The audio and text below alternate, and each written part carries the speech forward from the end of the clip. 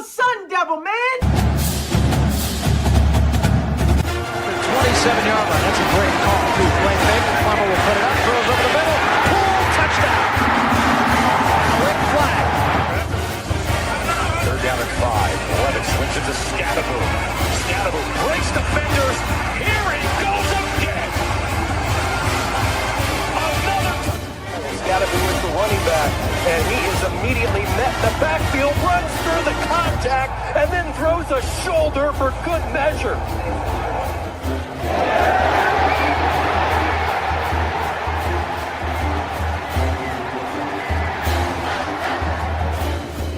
This team this year. That is true. High in the air. Right center field. Brandon Compton.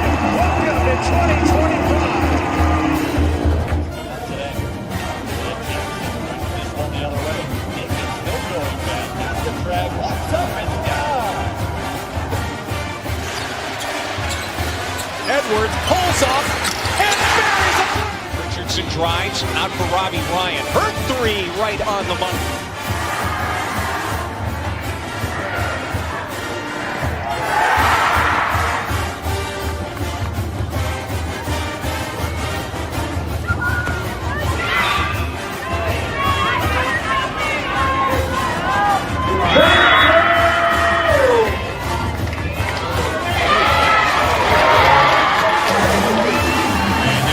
Takes his shot for Darby. Flag out.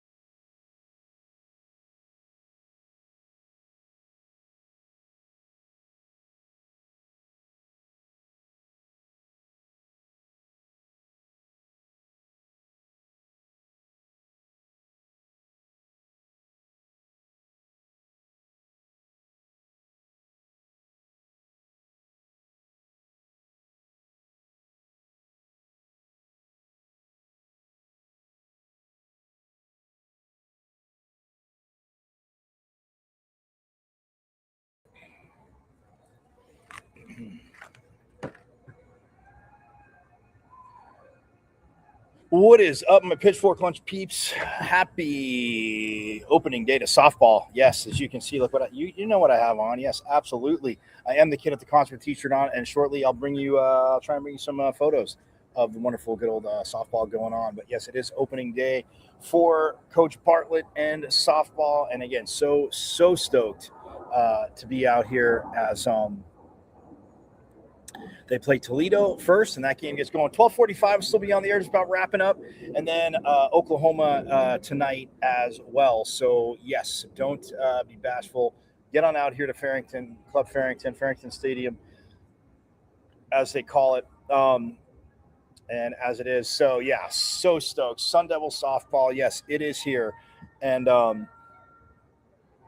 yeah, guys, I mean, it doesn't get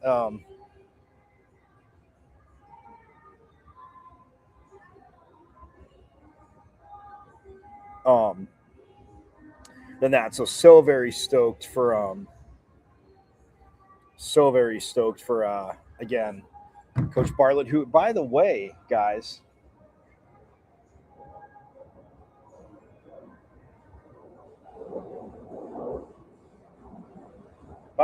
is entering her fourth season. I always have a knack, as you guys know, of speeding up their seasons. Yes, the Sun Devil softball season is, and by the way, it is the Kajikawa Classic.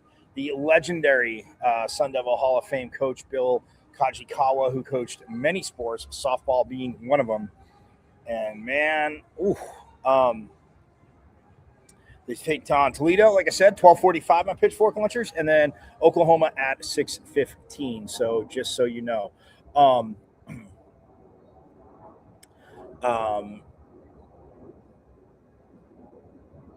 But yes, anyway, I digress. So I am Michael Caratenuto, and as you see, at Diablo00 on X, artificially known as the Twitter. Don't be bashful. You can watch the show live there every day, Monday through Friday, 12 to 1.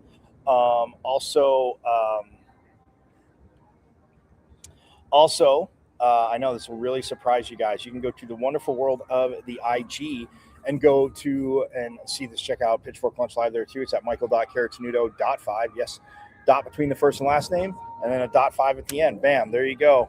Because I had to change it up a while ago, and awesome, wonderful friend of mine, and she is the Queen of Hoop. Hoops, I say, but Queen of Hoops, Queen of Hoop. She just had her account, unfortunately, hacked and jacked because people, of course, just have to do it, and it's really annoying. So, but yes, my Instagram, I used to have an old one, but then somebody sent some crap, and because their account got hacked, and then you got to mine. So it was tons of fun, but as you guys know. But anyway, in this day and age, I understand people out there that can do it, but it shouldn't happen. It should be able to be stopped right away. But anyway, nonetheless, so yeah, but Michael.Caratenuto.5. And last but not least, my Pitchfork Lunchers, you know it, the YouTube channel. Go to YouTube, watch live. I do definitely suggest that. Watch live, but subscribe. Because if you're just watching now, again, forks up. Glad you're here in the Pitchfork Lunch family, universe, world that we're in right now. But if you just started watching, I'm stoked you're here. But like I say, A, where have you been? And B, shame on you. But I got you covered. You go to YouTube because you have missed a plethora of phenomenal con reviews, coaches, players, voices, insiders, alum, parents, and we're going to get more. Yes, Tanya Wendell, phenomenal softball player. Her dad's name happens to be Michael as well.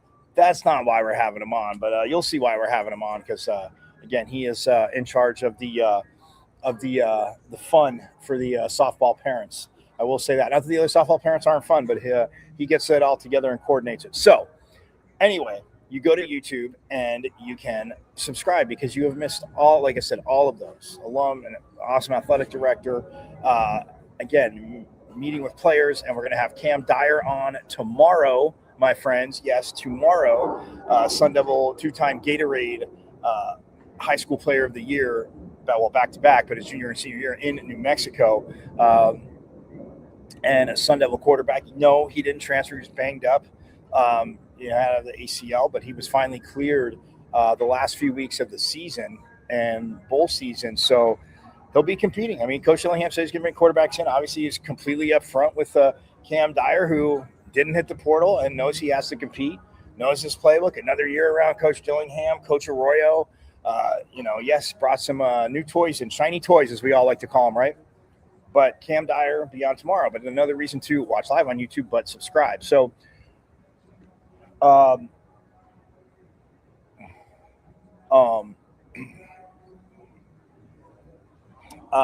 so go to YouTube. You guys know how to get there. And you can, like I said, watch live, but you see my name, Michael Caratanito, but the page, you search it, it's at M as in Michael, V as in Victory, C as in Champ 005, at MVC 005 on YouTube, and subscribe. Because like I said, you have missed a plethora of phenomenal con reviews. And again, coaches, players, voices, insiders, alum, analysts. Charlie Turner Thorne just last week on the way to the Arizona game had a switch up, but she was able to, again, as a coach always does, adjust, but help me out. So very, very awesome. Absolutely love it. Go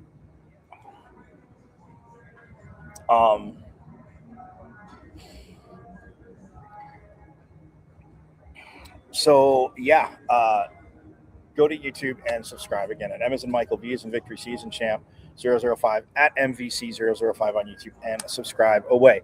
So the pictures you guys saw, the video you guys saw on the way in was from the women's hoops game last night against Oklahoma State, who you guys know, talked about it yesterday. I'm not going to go through the whole preview again. Why would I do that? Because you guys know you were here yesterday. And if you weren't, you can, again, subscribe to YouTube, watch yesterday's show.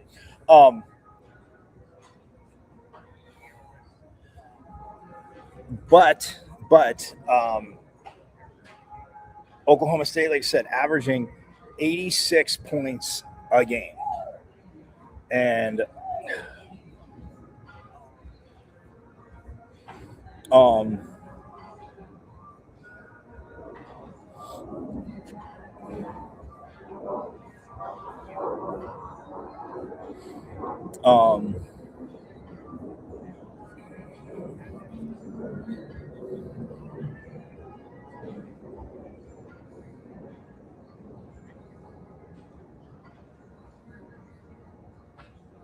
so this is, by the way, it's Coach Bartlett. She took over in the summer of 22. So, so this is her fourth season now. Yes. Going into her fourth season as head coach. And, for how it started out, she's 77 and 78.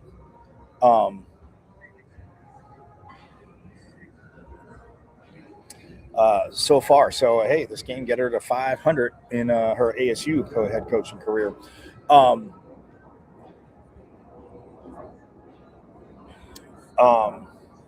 Sorry, flies here at softball. But anyway, nonetheless, fourth season. But hoops, I digress, my friends. Again, it was absolutely awesome. And like I told you, they were Oklahoma State averaging 86 points.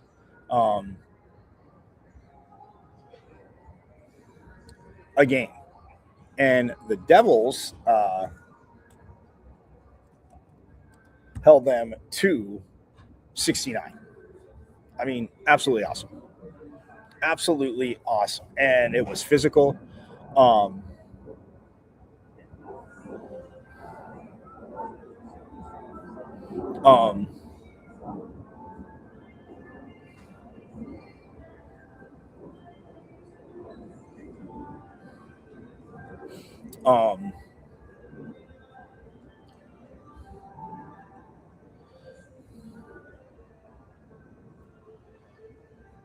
They won 74 to 67. Or no, wait, I thought it was 69. Oh no, that's a wrong game. Apologies.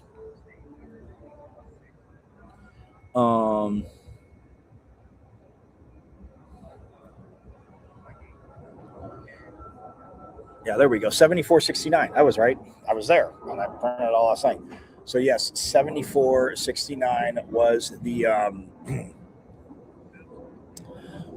the final. And man, what a phenomenal game. When you look at this, the Devils 45% from the field, the Cowgirls 32%, guys. They held them at 32%. Now, yeah, they missed some shots. They were 22% from three. They were 6 for 27. So I mean, yeah, 1 out of every 4.5 threes going in. Again, not that good, and they weren't down by a ton. I mean, it was a back and forth game, and Oklahoma State led 14-13 after one. The Devils outscored them 18-15 in the second quarter. So they were up by 2, 31-29. And then the Devils, again, in the third quarter, a little separation, 24-18. They outscored Oklahoma State in that. So solid quarter. And then Oklahoma State did outscore them by 3 in the fourth, 22-19. But the Devils, again, it got a little close, but able to make plays. And, guys, you talk about making plays. A huge Pitchfork Lunch shout-out. Forks up to Deb Davenport last night off the bench. Okay, first of all, Davenport had a 75 game, which 75% field goal percent shooting overall, 75% from three, and then 75% from the free throw line. She was 3 for 4. But she had 9 boards and 3 blocks, too, and was that spark off the bench. I mean, she was aggressive. We'll hear Molly Miller talk about her postgame. We'll hear from Coach Miller and Deb Davenport, guys. But, man, the 19th win of the season for the Sun Devils.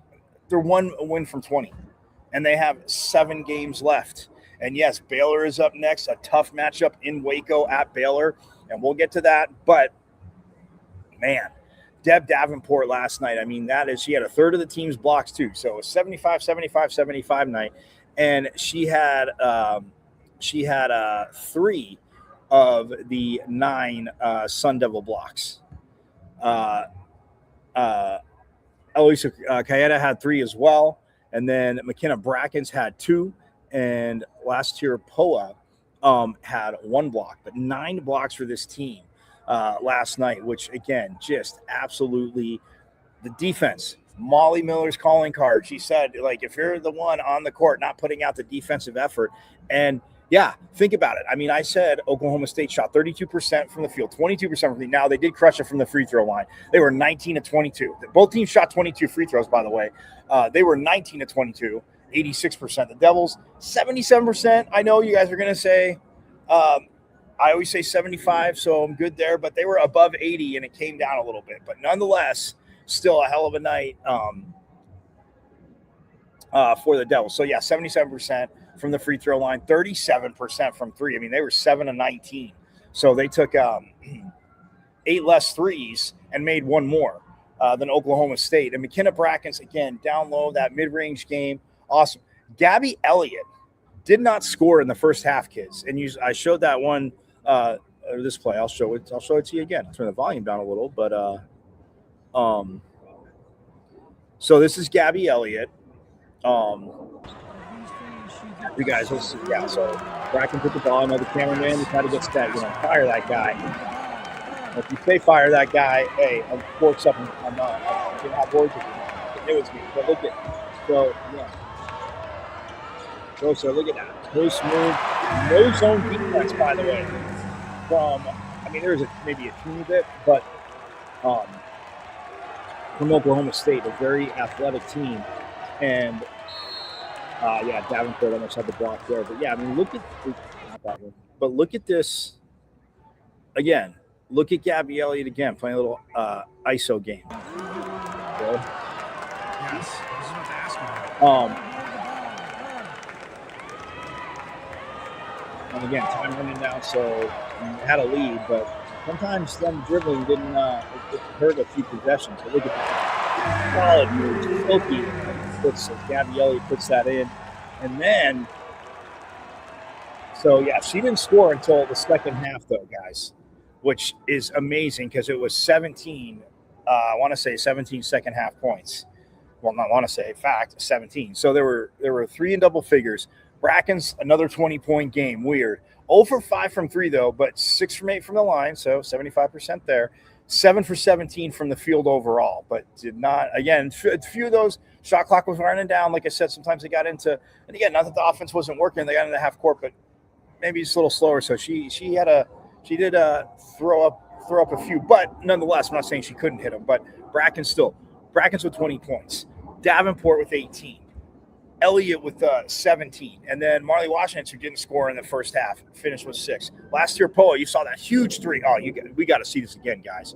Last year, Poa, again, her leadership, especially defensively when she's on, and again, not that she doesn't play offense, but I'm saying like her leadership on the court. And again, Amaya Williams is looking better and better. The freshman, obviously, that's why Molly Miller wanted her, brought her in, but is looking better and better. It's just, I think defensively when you switch out last year, Poa. But check out this is awesome. This is very awesome. And then, again, beautiful night, pink night. You see a lot of the pink there. Obviously, breast cancer awareness night is real pink. And I'll explain more after. Look at that. Washington doesn't look at L getting that rebound. And I thought Washington's going to put that back up, but look, she sets it up. And that's a little Poa and Elliott there. Look at that. They leave Poa all alone. And bam, right before the third quarter. Oh, man, thinks the 3. And yes, team very pumped. Or that was actually, third quarter. Oh, no, that was right before halftime. Sorry, my apologies. Duh, it says second. But anyway, last year, Poa, again, just they get an offensive rebound and crushes that 3. So, I mean, guys, this is pretty awesome if you think about it, because now the Devils are 19-5. Yes, 19-5, my friends.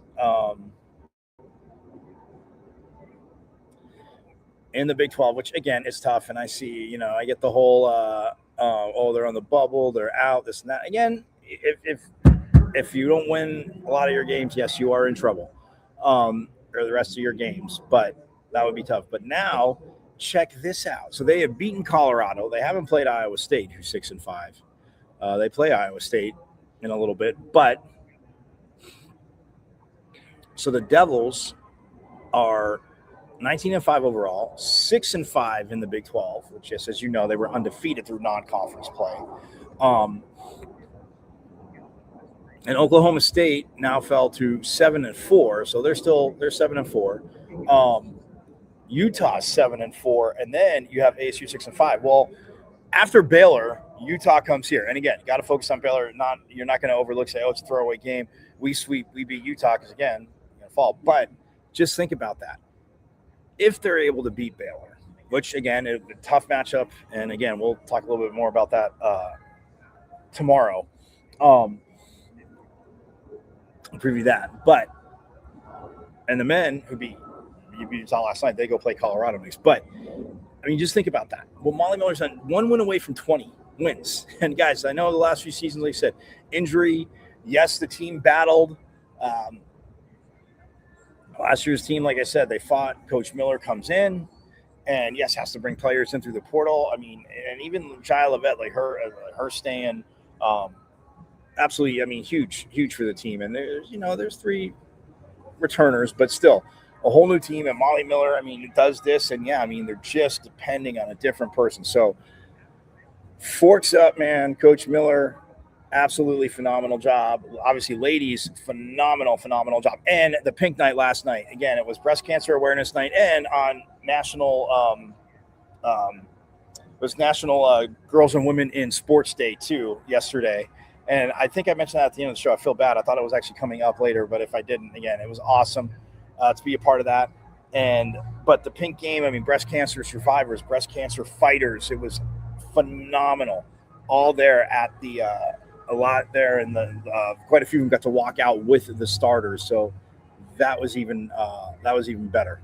I got to there was 5 that walked out with starters, so just great to see them honored. Great to again honoring, and again a lot of them fighting and battling. Some fighting, others and Missy Farkay was there, the women's golf coach who has battled it too, and again can't wait to catch up with Coach again. Patience Rhodes, by the way, real quick. But yes, I'll say it again in news and notes. But Forks up. She got another invite to Augusta to the Women's Masters as she did last year as well. So Patience Roads, Forks up, man. Can't wait to get out to women's golf and catch up with Coach K and yes, the players. And I will be out there men's golf too. I'm getting out there. Coach Thurman, he is a friend of the program, and again, has always been very, very awesome. So yes, very stoked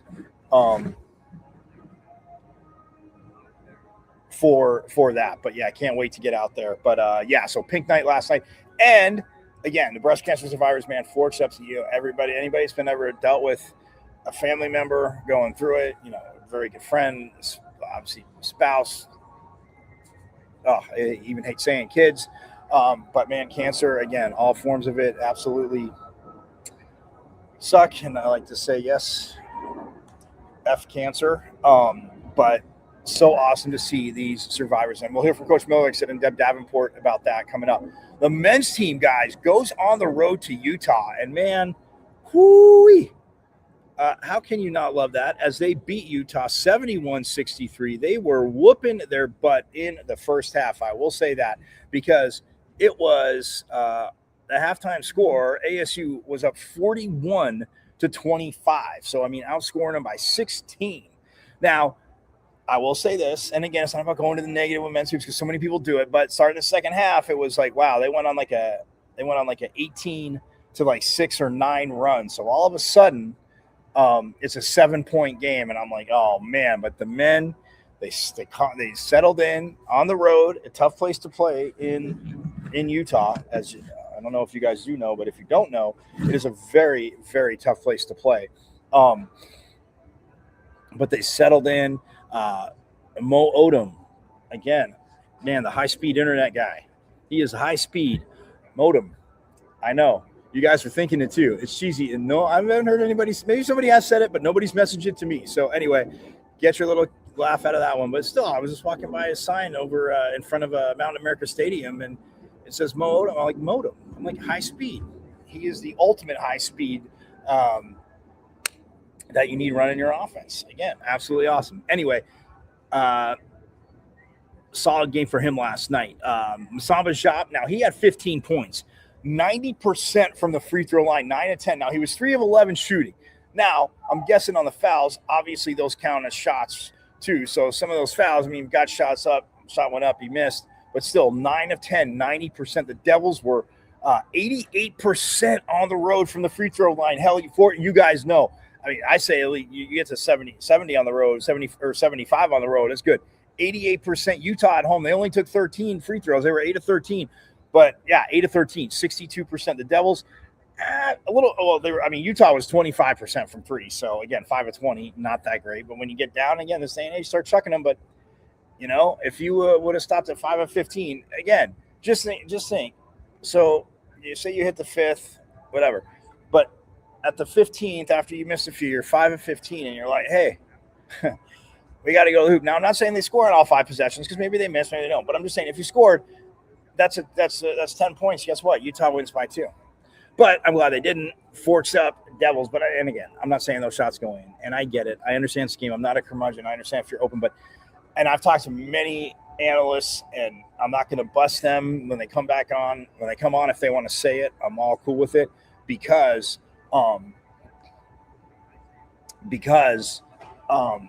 it's like somebody gets right to the rim and then they chuck it out to the 3-point line, to the wing, to the corner for somebody 22 feet away, 23 feet away.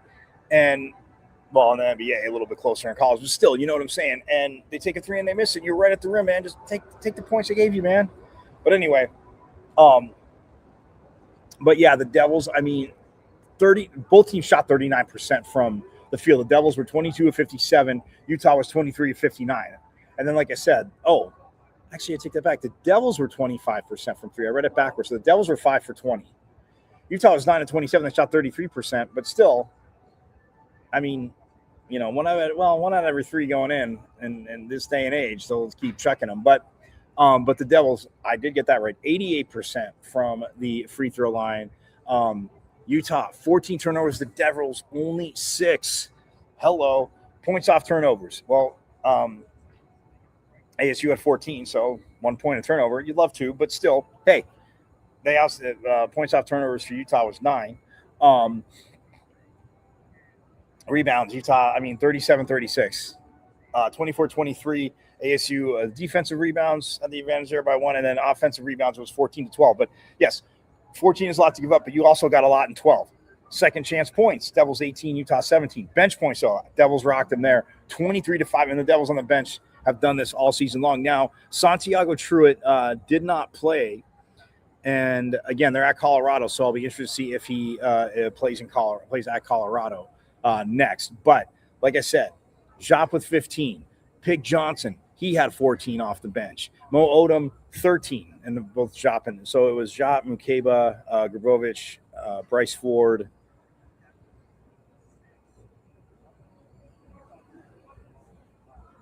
Samba Jop, Alan McKay. Oh, and Mo Odom, 5 starters. Duh. Hello. But yes. So yeah, and again, watching the highlights, because I was at the women's game. It's going on at the same time, so I'm keeping up with both. But watching the highlights, again, just love how they, again, got off to a good start. Yes, of course, Utah's going to punch back at home and do that. So, hey, we're going to take a quick break, though. I've been going. I'm really excited. Got to talk softball. They're taking on Toledo first today at 12:45. Then at 6:15, guys, the Oklahoma Sooners will be here. So, well, they are here, but ASU will be playing Oklahoma, so huge matchup. Coach Bartlett knows a little bit about them. We're going to take a break, though. We're in for Molly Miller, Dev Davenport. Again, after last night's game, like I said, it was awesome. Not just the pink, but by the way, Diana Taurasi, Penny Taylor were there. Yeah, the GOAT and Penny Taylor were there checking out the game. So it was awesome to see them there on obviously a breast cancer awareness night, wear pink night, and women, girls and women in sports day. So, yes, I do have a picture of that. I shall show you. But we'll step aside. We'll hear from Molly Miller and Dev Davenport on the other side. So we have more Pitchfork Lunch coming right up.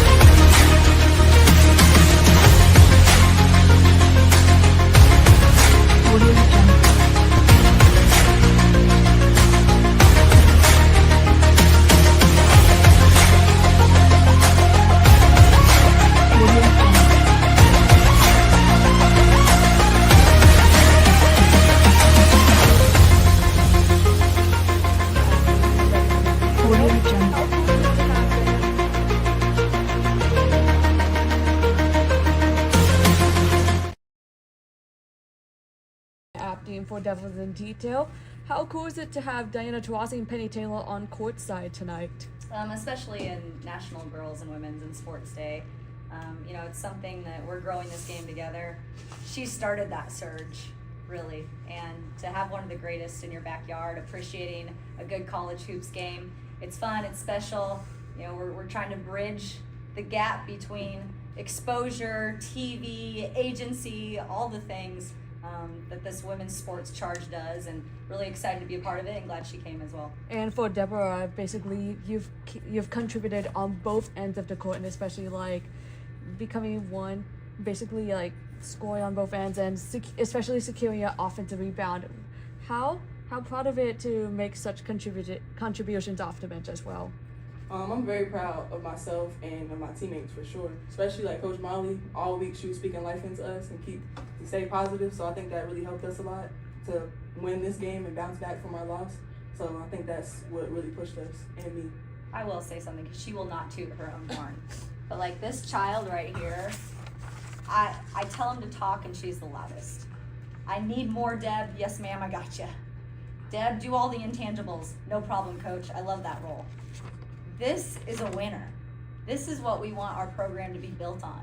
This is who we want to continue, the types of kids we want to recruit. So the fact that she had, 18 and 9? Yeah, it speaks volumes, but you guys, she got that deflection when we needed it, and the ball bounced and clock time ran off. She got a rebound, she kept it alive, she was talking, like all the intangible things that didn't show up on this box score is Deborah Davenport, and I'm so proud of her. What's that like? It means everything, especially like everything coming from her, because she pushes me to be the best that I can be. So that speaks life into me and to produce on the court and to be a better teammate, especially. So they mean everything. Coach, you held them to 17 points. Saying, after Kansas State that if you were going to win, you're going to have to do it on defense. And it seems like you did that tonight, and you also needed bench scoring more than you had against Kansas State, and Deborah and others provided that. Yeah, I think it's amazing when you're hitting shots, and then when another person can hit shots, right? We rely on Brackens and Gabby and Elle a lot, but then you can see the weapon that Deb can be and others can be to hit shots and help our team. So the fact that we didn't take I remember a few in my mind, but we didn't take very many bad shots, and we got good shots, so our percentages were up. And then Deb was a threat, so they had to guard her. They couldn't just focus on one or two of our players on the court. So I think that helps spread the ball around, but also spreads the defense and puts some pressure on them when we've got more scorers on the court. So Deb was definitely that for us today. And Coach, early on, it seems defensively too. I mean, obviously you held them to 17 points below their average, but I mean, you were challenging shots, but even after a while, it seemed like they were just missing open shots too. I mean, what adjustments were you, making defensively? We were trying to do both well. We were trying to help and tag on rollers and dribble penetration, but have a sense of urgency to get back out on shooters. So rush them a little bit more, maybe make them a little bit more uncomfortable by being in their face sooner. We said we had to have a sense of urgency this game. And I'm very proud of how they approached it. We actually, after our Kansas State game, we didn't have a physical practice. We had a mental practice. And I turned over a blank sheet of scout papers, and they had to watch Oklahoma State, and they presented the scout. So things matter to us. We're talking about margin of error. So our margin is so small in these games, in any Big 12 games. We've seen it across the board. So I really wanted them to get a feel of who they were, and they did it. I think it was a fun exercise for you guys too. And they learned how much work goes into scout. Shout out to Abby. Abby did the whole scout, our assistant coach, and then I'm like, well, we're gonna get a third draft with them in. But it was good. So they did scout. We had a mental day. We really talked as a team how to get on the same page. And then I kicked them out. We didn't practice. And then yesterday we had a pretty intense practice. Oh gosh, asking for a day off already. But we had an intense practice with our vocal cords, with our changeover, and it wasn't too much pounding, but we emphasized what we needed to emphasize, and that showed up on the court tonight, which I was proud of that carryover.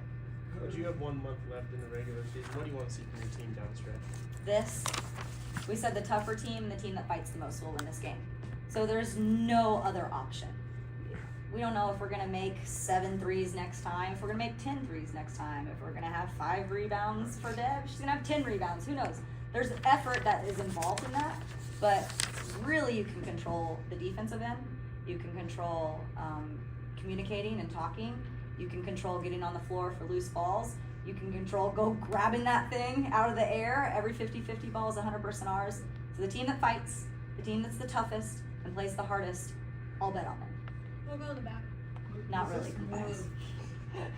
Was this more of the brand of defense that you wanted to see? Last time you said 67 points should have been enough, and offensively you struggled against the zone. You seem to do a lot better in both of those areas tonight. Yeah, absolutely. I just think sometimes you need to learn. And we learned the hard way. Sometimes that's how you have to learn. And I think this team understands now the two difference. We got, back to back basically. This is a no-no, this is a yes.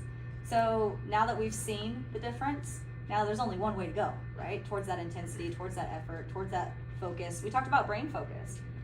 We pulled a lot of clips and I showed them where we had brain lapses. And I don't even know if they know that in the middle of the game. But talking your way through that can cover up a lot of mistakes, which that's what we practiced and that's what we saw today. We weren't perfect, but I think we covered up a lot of our mistakes through communication. Coach, this is your first big quad 1 win. That definitely helps you in the rankings. How does it feel to beat Oklahoma State and notch a quad 1 win for the season's been? You got to have some of these wins. I mean, we dropped a couple that we didn't think we should have. Now we got to go get one that maybe other people think we shouldn't have. I'm always really confident in this team. I've told them we can win every single game we play in this conference, or we can lose every single game in this conference moving forward. That was after the K-State game. So now the decision is up to us. And they really, I think, took the messaging to heart. And they probably had some chats outside of just our coaches' huddle. This team wants to win. This team wants to win, and they're willing to do whatever it takes to win. And you have another quad one on Saturday against Baylor. What can you take away from this game going into Waco? Yeah, I'm excited. That was the last game last year for me, was at Waco and Baylor, so a little familiarity of how they play and the surroundings. But it's the same thing. It's got to be the same approach. What's it going to take to win this game? We've got to practice that and then have it carry over on the court. But then we have to just do it with a little extra fight, a little extra hustle, a little extra communication. We know this team needs that extra to be able to win these games. Molly, what went into the extra details when announcing the starters here on wrestling? It just means it's bigger than basketball. I told them in the locker room, our fight should be easy tonight. Think about it. Think about the perspective. Our fight should be easy. There's a lot of survivors and fighters out there, a lot of supporters. We're all in our bubbles of our lives, but here we are through basketball, can bring everyone together, wrap our arms around each other, acknowledge the fight, acknowledge the toughness, be there for one another. I just think it was a great nod to community and family. And so it was fun. It was a blessing to us. I know it really means a lot for people to show up, but we don't just wear this pink to wear pink. We talk about it. We bring everyone in. We invite people, and it was a special moment. Deborah, when you were asked about Diana Trozzi, does it even resonate with you that she's sitting there watching you, or does that not really matter when you're playing the game? I kind of forgot she was sitting there. I'm not gonna lie, because it's not even just her. See, they were brain focused. Even like the crowd, I forget about the whole crowd. I can't hear nothing while I'm on the court besides Molly. That's it, or my teammates. So, it's cool to have her there. Like, don't get me wrong, she's amazing. So, I appreciate her coming out and watching us and taking the time. So, I really didn't see she was there. You guys have been in a ton of clutch games. What did you take away from those moments down the stretch, and what do you think you've grown the most from the course of the season?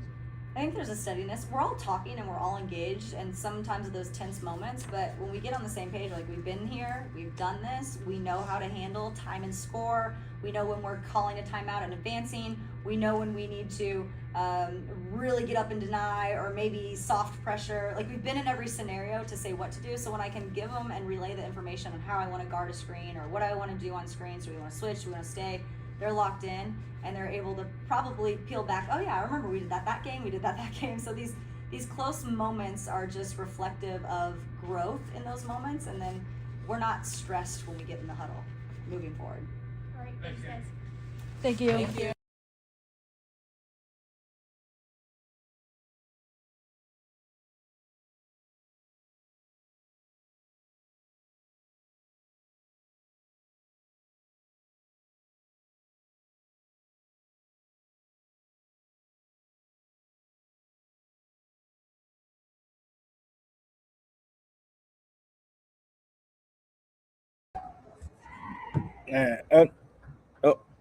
There you go. A lot right there. Molly Miller, again, covering it all. And Deborah Davenport, again, phenomenal game. So, softball guys, they're just about to throw first pitch, and Miko Lupi is starting again, the returner. And by the way, as we look at this phenomenal Devils roster, the Cal transfer, Kaylee Pond, actually starting in center field, Miko Lupi starting pitcher. But you look who's back from last year, Nahonda Lewis.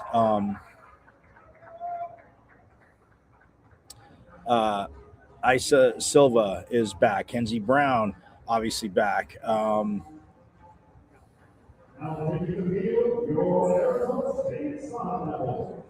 Tiare Ho Ching, who's actually not at second in this first game. She is at shortstop, and you heard her here on Pitchfork Lunch. Got the interview the other day, her talking about it defensively. So second and short, playing that middle infield again, and we know what she did at the plate last year. She's back.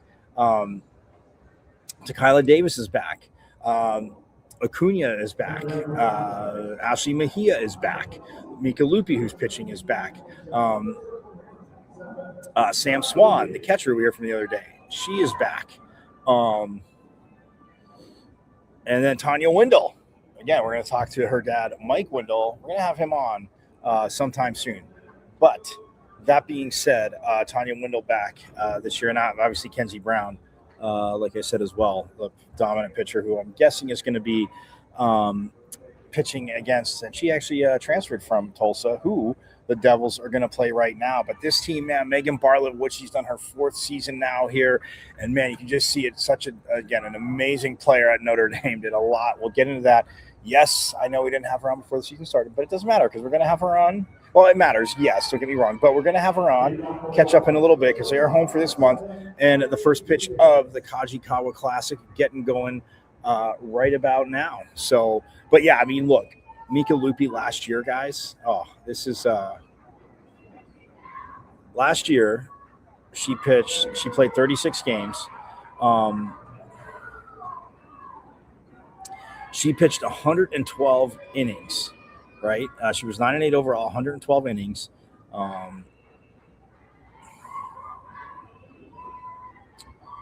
She, in 112 innings, she had a 3.31 ERA. She gave up 133 hits, 65 runs were scored, but only 53 of those were earned. She had 77 Ks to 22 walks, gave up 15 doubles, 2 triples, and 6 home runs. But still, I mean, her last year, just again, absolutely amazing. And she is a junior this year. Yes, she's a junior this year. Yeah, so Mika Lupi again on the mound right now against Tulsa. But yeah, I mean, and just her and Kenzie Brown, obviously, it is a hell of a 1-2 punch to have. I mean, yes, people find a pitcher and most times they're going to pitch Friday and Saturday, maybe not start Sunday, just depending on, who you're playing time of year, or, a little Friday and Sunday, you throw somebody else in there Saturday. And I mean, freshman wise, I mean, Mary Peyton Hodge, we have heard a lot about this young woman, saw her in the fall. So yeah, it's good to see, obviously fall ball, obviously stakes up now as they're stoked to, I think Sam Swan said the other day, you're getting ready to play, somebody else. So, and her rocking it behind the plate like she does. But yeah, it is interesting. And then, like I said, we heard from Kaylee Pond the other day too, played that for you. She transferred from Cal.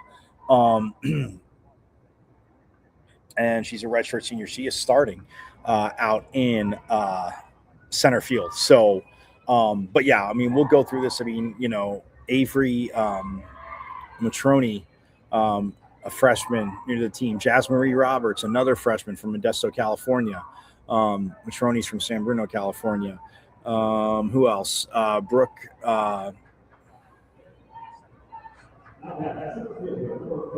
Piwowar. Did I say that right? Let's see. Pivovar. Brooke Pivovar. So, yes, the W is like a V. I should know that. But Pivovar, a freshman catcher from California. And then Corey Shull, who went to Queen Creek High School, local kid, as you guys obviously know. But she's a redshirt freshman. But the other Mary Peyton Hodge, who I had mentioned.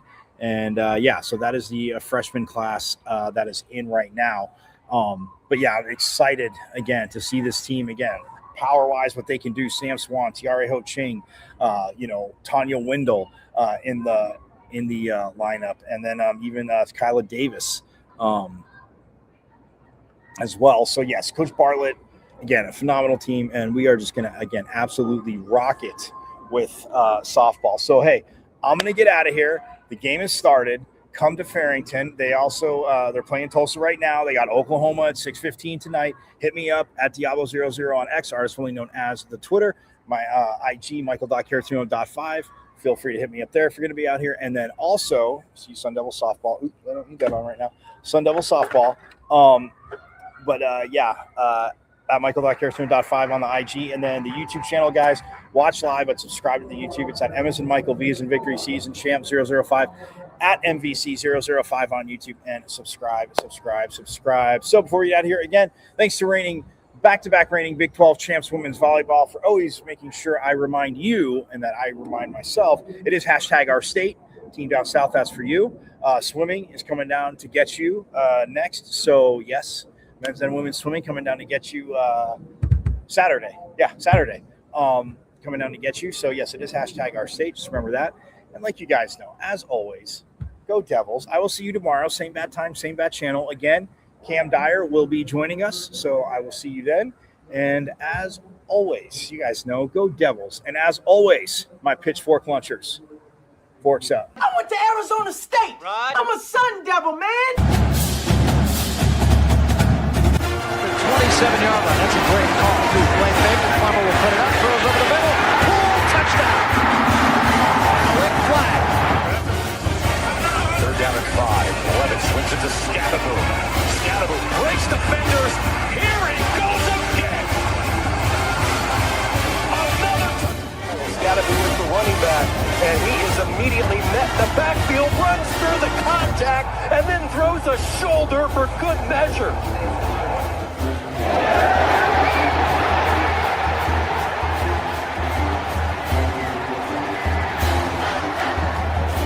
Revenge on this defense here. That is true. High in the air. Right center field. Brandon Compton. Welcome to 2025. This one the other way. Still going back. Not the drag. Walks up and down. Edwards pulls off and buries it. Richardson drives out for Robbie Ryan. Hurt 3 right on the money.